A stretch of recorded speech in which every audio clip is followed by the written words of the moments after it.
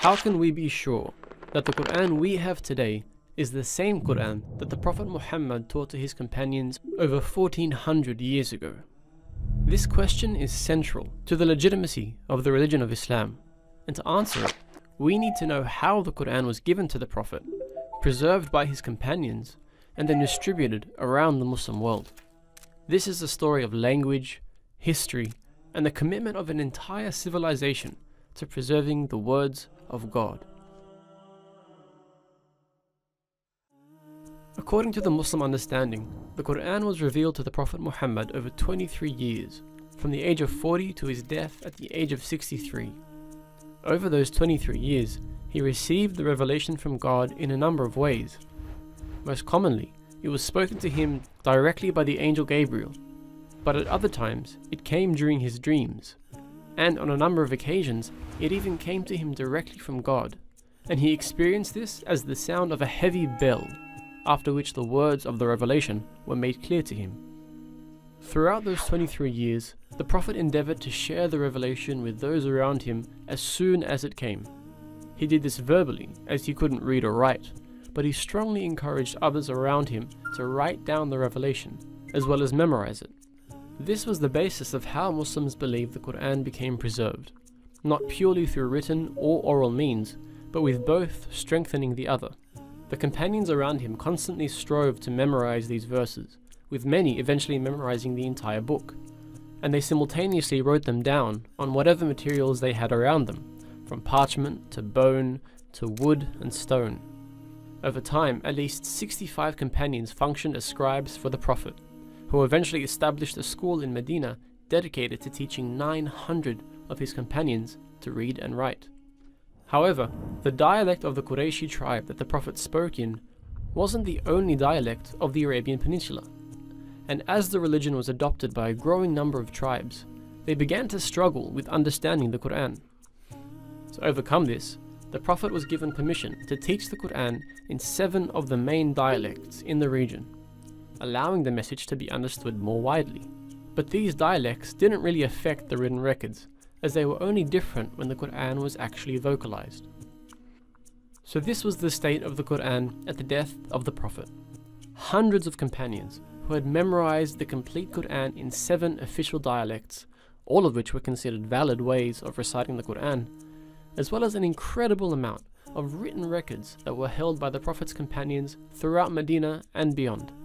The placing of each verse within each chapter had been established by the Prophet before he died, but because each chapter functions as an independent unit, the companions had different ways of ordering the chapters themselves within the book as a whole.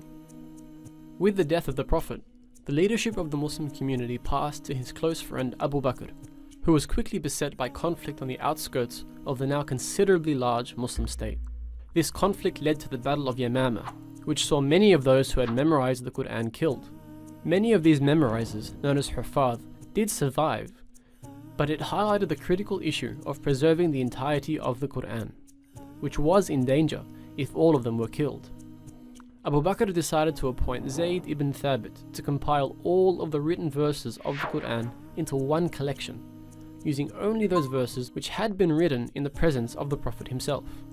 These manuscripts would then be verified by those who had memorized the entire Quran at the hands of the Prophet. This was where the important concept of tawatur, or multiply attested sources, came into play. In order to be 100% sure that a verse of the Quran was in fact a verse of the Quran, it needed to have multiple independent chains of transmission from different memorizers of the Quran. In this way, any verse that came to Zayd could be corroborated through both written and oral means, essentially guaranteeing that every single verse put in the final book was conveyed by the Prophet. Once this had been completed by Zayd, he penned the completed text, which became known as the Suhuf, and gave it to Abu Bakr. This was now the official text of the Quran. With the death of Abu Bakr, it was given first to Umar, and then to Hafsa, the widow of the Prophet, when Umar passed away. Throughout this time, the religion had spread incredibly rapidly, now reaching from Libya in the west to Khorasan in the east. With this influx of non-Arabs who had embraced Islam, those 7 official dialects began to cause some issues.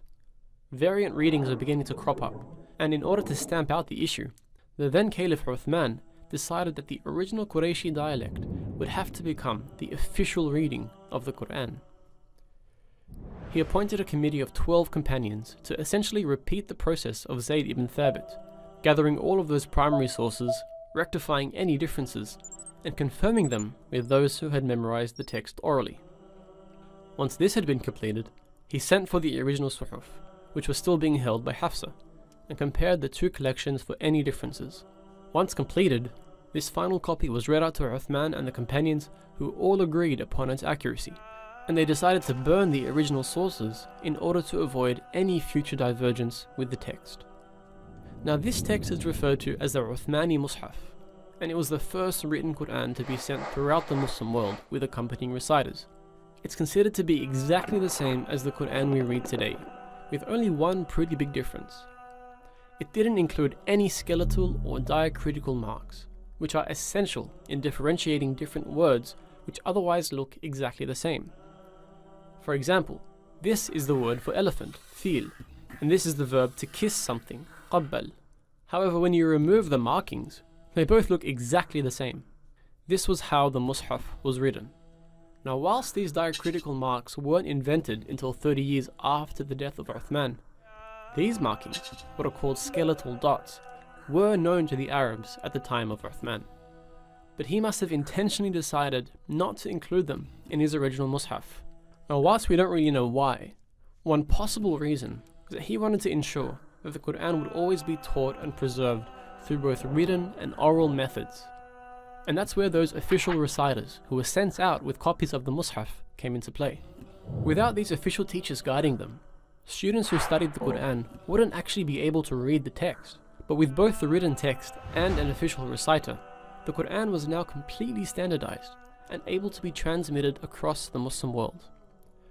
Over time, however, the usefulness of this approach began to diminish, and within the Caliphate of Uthman, these skeletal dots began to be used in new copies of the Mus'haf, and this quickly became the standard for all personal copies of the Quran.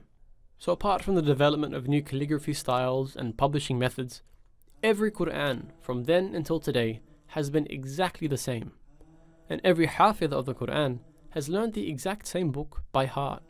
That is a 1400-year mutawatir chain of people who learnt the same book from their teachers and taught the same book to their students, which is why until this very day we can open up a copy of the Quran and know with confidence that this is the same special book that was taught by the Prophet himself.